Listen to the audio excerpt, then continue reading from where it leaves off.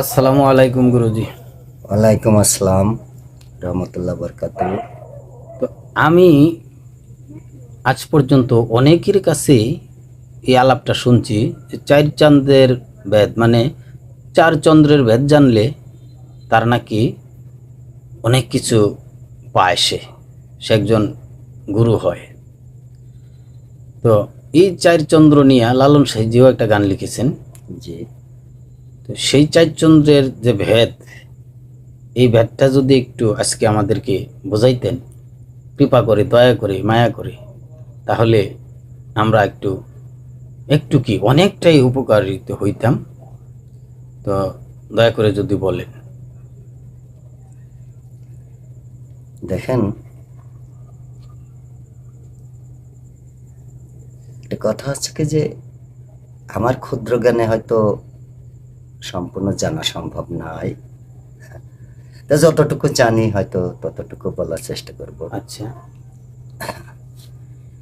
চার চাঁদে দিচ্ছে ঝলক মণি কোঠার ঘরে, সে দেখ না রে মন দিব্য নজরে, সে দেখ না রে মন দিব্য নজরে।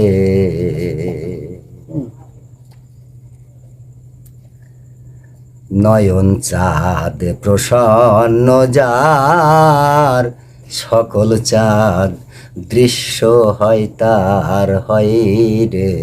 মারহাবা মারহাবা।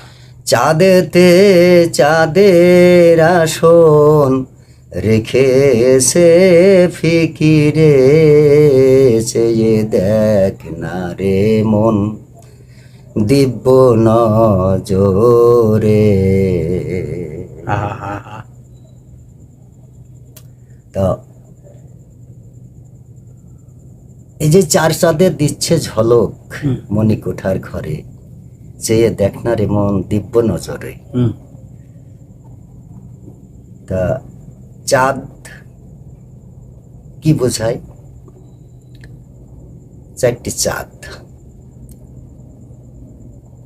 এই চাঁদ হচ্ছে নয়ন চাঁদ, গুরু চাঁদ, অধর চাঁদ, পূর্ণচন্দ্র চাঁদ। এই যে চারটি চাঁদ এবং চন্দ্র। তা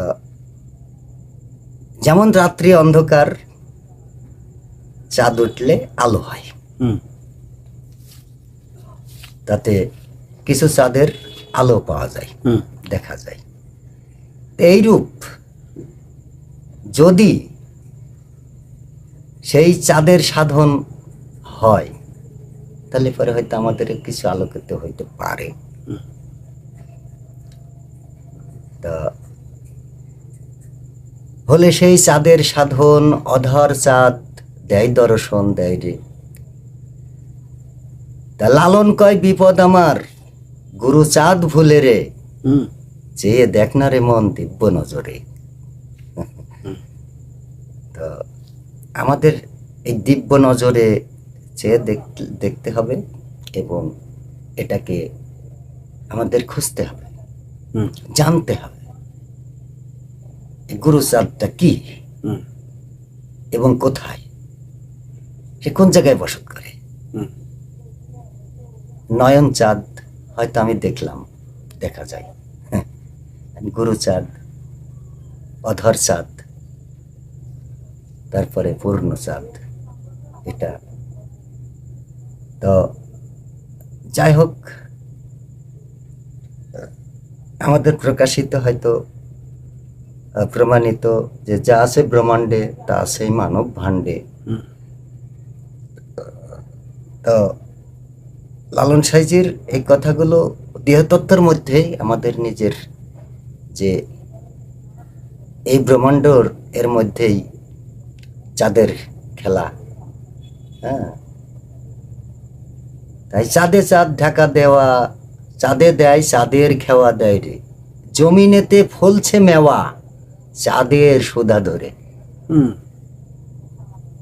এটা অবশ্য হয়তো আপনারাও হয়তো বুঝতে পারেন যে জমিনেতে ফলছে মেওয়া, যেমন আমি আসছি আমার বাবার মস্ত থেকে,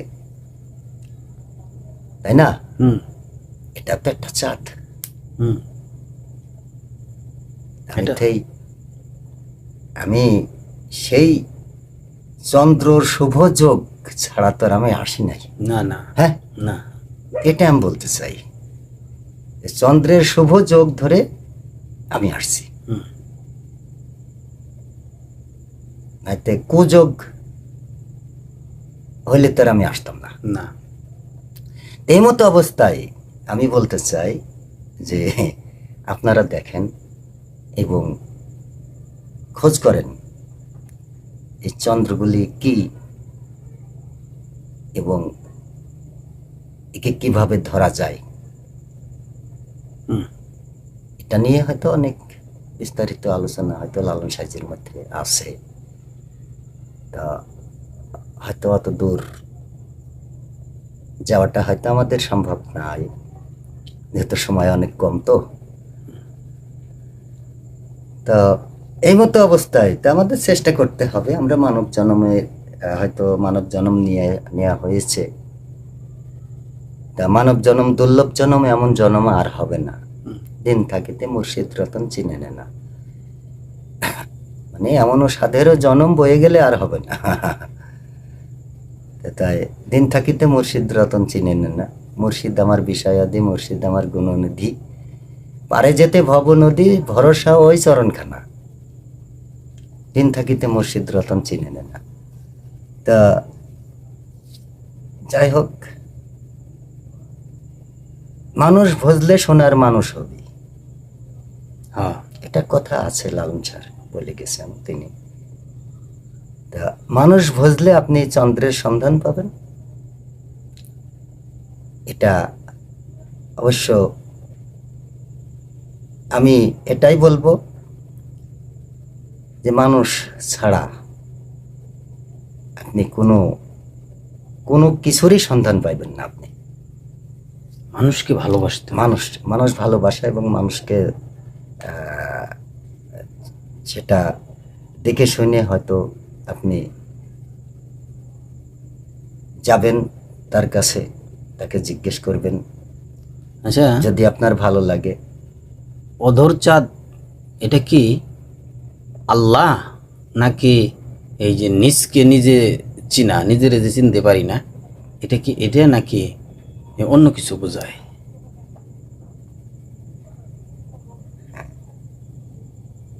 অধর চাঁদ, এই অধর চাঁদটা এখন আপনি প্রশ্ন দুইটা করছেন, এখন নিজেকে নিজে চেনা আর সেই মহান সৃষ্টিকর্তা, সে একজন, সেটাই অধর চাঁদ, মহান সৃষ্টিকর্তা। ধন্যবাদ। তো আরেকটা বিষয় আমার এখানে রয়ে গেছে যে গুরুচাঁদ, এটা কি আমরা যার কাছে বায়াত নেই সেই মুর্শিদ, নাকি দেহের ভিতরে গুরুচাঁদ কোথাও আছে? এখন মুর্শিদ ধরে দিলের খবর জেনে শুনে ফানা হয়, মালিক আল্লাহর আরশ কালে বেতে রয়। সুবহানাল্লাহ। খুঁজে দেখ না রে মন, হাই রে হাই, মালিক আল্লাহর আরশ কালে বেতে রয়। কালে বেতে কালুবালা কালামুল্লাহ জানা যায়। তা এইরূপ এখানে যে আমার মধ্যে নিজেকে নিজে চেনা এবং সেটা মুর্শিদের মধ্য দিয়ে এটাকে জেনে নিতে হয়। যেহেতু আমাদের হয়তো যে চোখের অন্ধ চোখ, এটা হয়তো চোখটা হয়তো আমরা দেখতে পারি না, তা যখন হয়তো মুর্শিদের কাছে গেলে পরে তারপরে সেটাকে জানা যায় এবং চেনা যায়, দেখা যায়। সে দেখাই দেয় যে এই দেখো এইগুলি। যে এখানে আরেকটু বিষয় একটু প্রকাশ করি, যে পূর্ণচন্দ্র, পূর্ণচাঁদ, এটা কি? পূর্ণচাঁদ এটা কথাটা আপনি ঠিকই ধরছেন। এখন পূর্ণ চাঁদ হচ্ছে আল্লাহর নৈকট্য লাভ করা। এটা এটা কি আল্লাহর নৈকট্য লাভ করাটা কি পূর্ণ চাঁদ বলা হয়? এটা গুরুকে লাভ করা হুম। এবং আল্লাহর নৈকট্যকে লাভ করা, এটাই পূর্ণ চাঁদ বলা হয়। কেউ কেউ আবার লেখছে যে পূর্ণচন্দ্র প্রাণ পাখি। এটার মাধ্যমে এটার কানেকশন কতটুকু? হ্যাঁ, এটার মধ্যে তো আছে, যেমন ওই যে আপনি বললেন যে অধর চাঁদ। হুম। এখন কেউ কাউকে তো ছাড়া না, না নাকি? না। কেউ কাউকে ছাড়া না। যেমন জীব আর পরম, পরম না থাকলে তো জীব বাঁচে না, না। তাই না? হ্যাঁ। এটাই আর কি। তা আমি বলতে চাই, সে একজন, সে না থাকলে পরে আল্লাহ না থাকলে আত্মাও থাকবে না, না। না, আল্লাহর হুকুম ছাড়া গাছের পাতা নড়ে না। আচ্ছা, যাই হোক, তাহলে আমরা চার চন্দ্রভেদ বুঝতে পারলাম। আমরা নয়ন চাঁদ তো বুঝতেই পারছি যে দুইটা চোখ, এই চোখ দিয়া আমাদের ভালো কিছু সন্ধান করে নেওয়া জি, বা দেখে নেওয়া, খুঁজে নেওয়া। জি, তো ভিউয়ার্স, আপনাদের কাছে আমার একটা অনুরোধ, আপনারা এই ভিডিওটার দেখে শুনে বুঝে ভালো ভালো কথাগুলি আপনারা নেবেন, কেউ খারাপ মন্তব্য করবেন না। যদি কারো উপদেশ দিতে হয় কমেন্ট বক্সে কমেন্ট করবেন, উপদেশ দিবেন। আমাদের সাধক, লালন সাধক ফকির নুরু পাগলা, ওনাকে অনেক কষ্ট করে আমরা নিয়ে আসছি কথাগুলি আপনাদেরকে শোনানোর জন্যে। তো আজকে এই পর্যন্তই আমরা কথা বলেছি। নুরু পাগলা উনি গুরু, ওনার জন্য দোয়া করবেন, আমার জন্য দোয়া করবেন, সকলের জন্য দোয়া করবেন। আর সাধক নুরু পাগলা, আপনি আমাদের জন্য দোয়া করবেন এবং সকল ভিউয়ার্সের জন্য দোয়া করবেন। আসসালামু আলাইকুম। সাইজের কৃপা। ওয়ালাইকুম আসসালাম। জয় হোক সাধুগুরু। জয় হোক, জয় হোক।